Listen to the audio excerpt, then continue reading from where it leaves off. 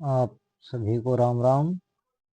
आज हम बाबा तुलसीदास की अमर कीर्ति, जो उनका आखिरी ग्रंथ है विनय पत्रिका, इसके पद संख्या 50 की, जिसमें राम जी से स्तुति की गई, इसका पाठ करेंगे, इसका भावार्थ समझेंगे, कठिन शब्दों की व्याख्या करेंगे और जो परीक्षा की दृष्टि से अति महत्वपूर्ण है वो सब देखेंगे।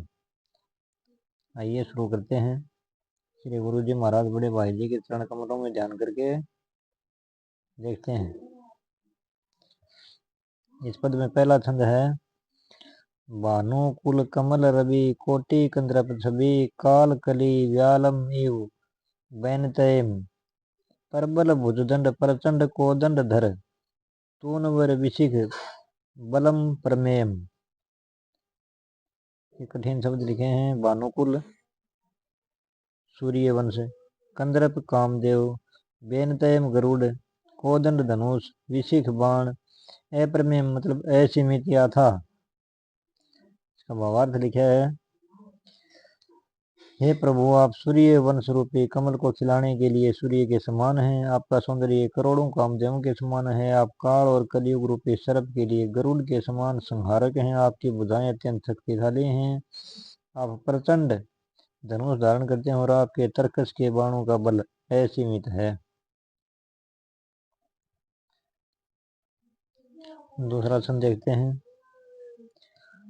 अरुण राजीव दल नयन सुषमा एन श्याम तन कांति वरवारी दाभम तप्त कांचन वस्त्र शस्त्र विद्या निपुण सिद्ध सुर सेवे पाथोज नाभम। राजीव वदल मतलब कमल की पंखुड़ी, वारिदाभम जल से भरे बादल मेघ, वारिदाभम।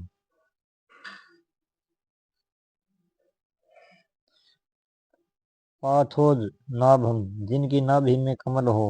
इसका भावार्थ है, आपके नेत्र लाल कमल की पंखुड़ियों के समान सुंदर और शोभा के धाम हैं। आपके सांवरे शरीर की कांति जल से भरे मेघ के समान है। आप तपे हुए सोने के समान पीले वस्त्र धारण करते हैं। समस्त विद्याओं और शस्त्रों में निपुण हैं और सिद्धों तथा देवताओं के द्वारा पूजनीय हैं।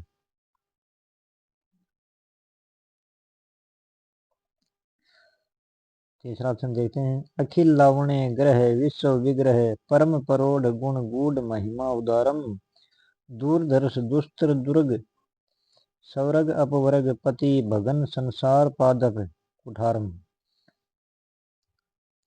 लावण्य मतलब सुंदरता, ये लावण्य। विश्व विग्रह विश्व रूपी शरीर वाला, कुठारम कुल्हाड़ी,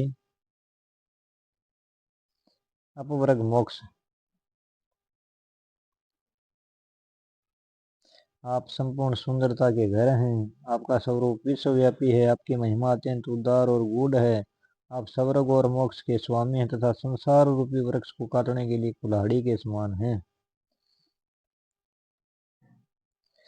सापवश मुनि वधु मुक्त करित विप्रहित यज्ञ रक्षण दक्ष पक्षकर्ता जनक नरप सदसी शिव चाप भंजन उग्र भार्गव गरव गरिमा पहरता। मुनि वधु मतलब अहल्या, दक्ष चतुर कुशल, भार्गव परशुराम। आपने श्राप से पत्थर बनी मुनि पत्नी अहल्या का उद्धार किया। आप यज्ञ की रक्षा करने में अत्यंत कुशल और करोड़ों सेवकों के पक्षपाती हैं। आपने राजा जनक की सभा में शिव के धनुष को तोड़ा और अत्यंत क्रोधी परशुराम के गर्व को चूर कर दिया।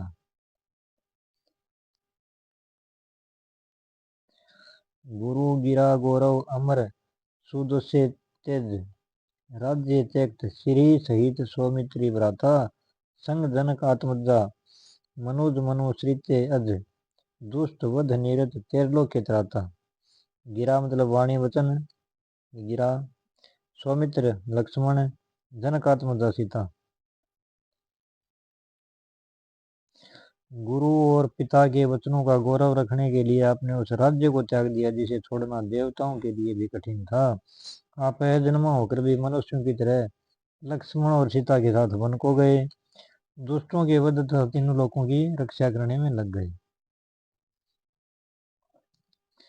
दंड कारणे कृत पुण्य पावन चरण हरण मारिच माया कुरंग बाली बलमत गजराजीव केसरी सुहृद सुग्रीव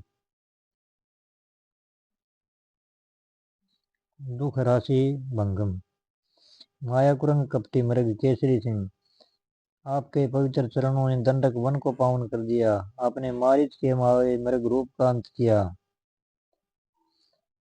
आपने मदमत हाथी के समान बलशाली बाली का वध सिंह की भांति किया और अपने मित्र सुग्रीव के दुखों के समूह को नष्ट कर दिया। रीछ मरकट विकट सुभट उद्धट समर शैल कांस रिपु त्रासकारी बद पाथोदी सूर निकर मोचन सकुल दलन दस शीस भुज बीस भारी। मरकट मतलब बंदर, पाथोदी समुद्र, दस शीस रावण। भावार्थ, आपने रीछ और बंदरों की विशाल सेना के साथ युद्ध किया। आप पर्वत के समान विशाल शत्रुओं को भयभीत करने वाले हैं। आपने समुद्र पर पुल बांधा, देवताओं को दुखों से मुक्त किया और रावण के कुल सहित उसकी 20 बुधाओं का संहार किया। दुष्ट विबुधारी संघात अपहरण मही भार अवतार कारण अनुपम अमल अनवध्य अद्वैत निर्गुण सगुण ब्रह्म सुमिरामी नर भूप रूपम। विबुधारी देवताओं के शत्रु विबुधारी, मही भार पृथ्वी का बोझ, अनवध्य दोष रहित देवताओं के शत्रु राक्षसों का नाश कर पृथ्वी का भार हरना ही आपके सुंदर अवतार का कारण है। आप दोष रहित अद्वैत निर्गुण और सगुण ब्रह्म हैं। मैं आपके इस राजा रूप मानव स्वरूप का स्मरण करता रहता हूँ। शेष श्रुति शारदा शंभु नारद सनक गणत गुण अंत नहीं तव चरित्रम सोई राम कामारी प्रिय अवधपति सर्वदा दास तुलसी त्रास निधि वहित्रम। श्रुति मतलब वेद, कामारी शिव कामदेव के शत्रु, त्रास मानी भय, निधि वहितम दुखों को नष्ट करने वाला, शेषनाग वेद सरस्वती शिव और सनकादि सनक सनंदन सनकादि मतलब मुनि भी आपके गुणों का अंत नहीं पा सके।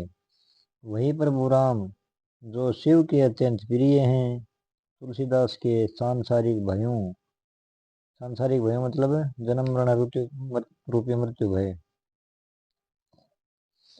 और दुखों को नष्ट करने के लिए जहाज के समान हैं।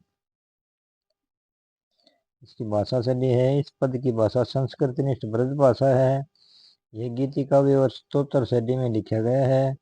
यह पद हरिशंकरी नहीं, हरिशंकरी तो पिछला पद था। इसमें ओद और प्रसाद गुण की प्रधानता है, मुख्य रस भक्ति। शांत रस आत्म निवेदन और शांति का भाव है। वीर रस भगवान के युद्ध कौशल और वीरता के वर्णन में वीर रस की झलक मिलती है। अलंकार रूपक अलंकार है, उपमा अलंकार है, अनुप्रास अलंकार है। उत्प्रेक्षा भगवान के स्वरूप की कल्पना में इसका प्रयोग हुआ है। मुख्य संदेश क्या है? संसार के भयों से मुक्ति के लिए भगवान राम की शरण ही एकमात्र उपाय है। श्री रघुनाथ जी हम सब पर कृपा बनाए रखें जी। पाठ में कोई त्रुटि हो शब्दों के उच्चारण में तो क्षमा करें जी। राम राम, जय श्री सीताराम।